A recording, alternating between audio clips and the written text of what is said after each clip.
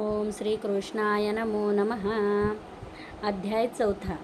दुर्वास मुनींची मेधावतीला भेट. श्रीकृष्ण म्हणाला, धर्मराजा, ही द्रौपदी पूर्वजन्मात मेधावी नावाच्या एका ऋषीची मुलगी होती. तिचे नाव मेधावती होते. मेधावतीच्या बाळपणीच तिची आई वारली. मग पित्याने तिचे पालनपोषण केले. मेधावती मोठी झाली. ती अत्यंत सुंदर, रूपवती, तशीच गुणवती होती.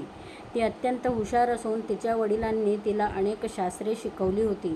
लग्नाला योग्य झाल्यावर तिच्या मनात पतीबद्दल फार मोठी आशा निर्माण झाली.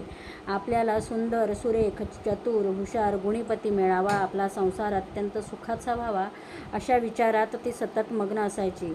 तिच्या मैत्रिणींचे विवाह झाले, त्या सासरी गेल्या आणि काहींना तर मुलं बाळे देखील झाली. मेधावती अशी मनात सारखी झुरत असल्याचे पाहून तिच्या वडिलांनी तिच्यासाठी अनेक स्थळे पाहिली, पण तिच्या योग्य असा पती त्यालाही कुठे सापडेना.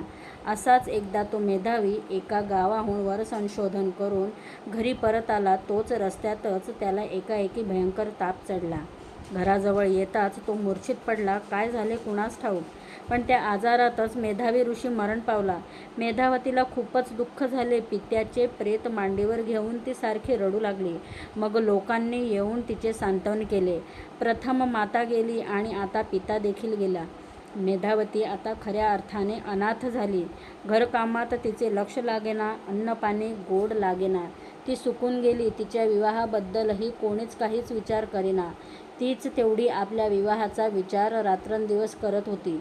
वाऱ्यावर वरात सोडून वडील गेले. जगात कोणी कोणाचा वाली नाही. आता पुढे काय, हा विचार तिला सतत सतावित होता. ती बावरून गेली होती. एके दिवशी चमत्कार झाला. मेधावती अशीच गुंग होऊन बसली होती. तिच्या पुढे अकस्मात एक ऋषी येऊन उभे राहिले. ते दुर्वास मुनी, अतिरागीट, संतापी, शाप देणारे, नाही त्याला छळणारे. त्याची वाणी कधीही खोटी होणार नाही. सारे देव, ऋषीगण, गांधर्व त्यांना भीत असत. असे ते दुर्वास मुनी मेधावतीच्या समोर उभे होते. मेधावतीने त्यांना नमस्कार केला. आनंदाने त्यांचे स्वागत केले. तेव्हा दुर्वास मुनी तिला म्हणाले, बाळे, तू माझ्या मित्राची कन्या आहेस. मेधावी गेला, मलाही खूप वाईट वाटले, पण मृत्यूपुढे कोणाचं काहीच चालत नाही, कोणाचाही इलाज नाही. तूही आता ते दुःख विसरून तुझ्या पुढील आयुष्याचे कल्याण करून घे. मेधावती म्हणाली, मुनिवर्य, तुम्हीच आता माझे कल्याण होईल असा काही उपाय सांगा. मी भांबावून गेले आहे. माझा विवाह, सुखी संसार जीवनाचे सार्थक तुमच्याकडेच. तेवढ्यात दुर्वास मुनी तिला म्हणाले, मुली शांत हो, मी सांगतो तसे कर. मग दुर्वास मुनींनी तिला जे सांगितले ते आता आपण 5व्या अध्यायात ऐकावे.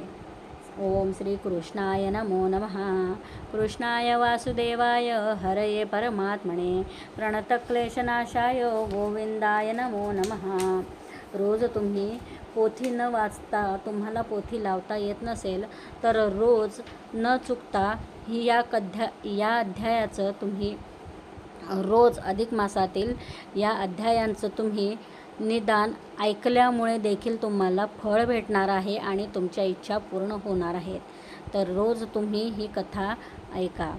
श्रीकृष्ण तुमच्या सर्व इच्छा पूर्ण करोत. अधिक मास महात्म्यातील 4था अध्याय पूर्ण झाला. ओम श्री कृष्णाय नमो नमः. कृष्णाय वासुदेवाय हरये परमात्मने प्रणतक्लेशनाशाय गोविंदाय नमो नमः. अध्याय 4 समाप्त.